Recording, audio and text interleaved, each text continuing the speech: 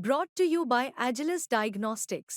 Health test की बात आती है तो मैं भरोसा करता हूँ India largest diagnostics company Agilus Diagnostics. खुद को टेस्ट करते रहो। सवाल ये है कि समय का संकट है, साहित्य का संकट है, साहित्यकार का संकट है, भाषा का संकट है, एकांत का संकट है, विचारों का संकट है। हम इसके बीच बचेंगे कैसे और कैसे बचाएगा साहित्य उनको जब इतने सारे संकटों से जूझ रहा है? तो देखिए, हम कई चीज़ों से बचे हैं और कई चीज़ों में लिपटे हैं।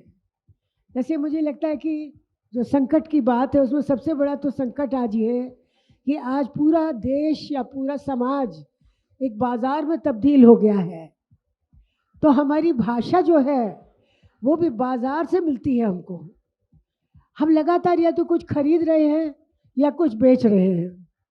हम उपभोक्ता बनते जा रहे हैं। हम ना पाठक रहे हैं ना भोक्ता रहे हैं, हम उपभोक्ता बनते जा रहे हैं। आपने एक बहुत अच्छी बात उठाई कि करुणा और अनुभव दोनों के बीच में लेखक कहाँ खड़ा है। तो वाकई में प्रेरणा तो बहुत ज़रूरी है। प्रेरणा के बिना तो साहित्य जन्म ही नहीं लेता।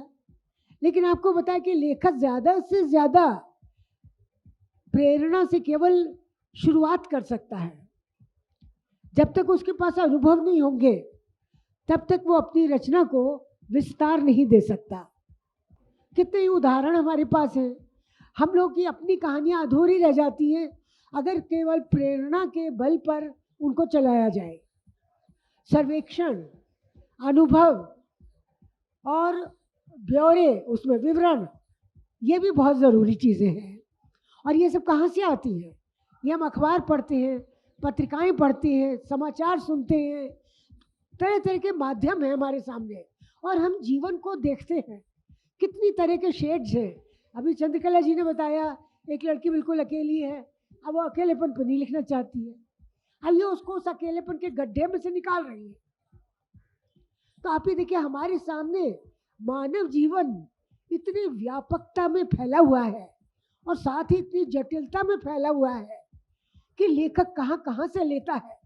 अब अगम बहे दरिया में गांव की राजनीति शीला शुक्ल के राग दरबारी से आगे की राजनीति है।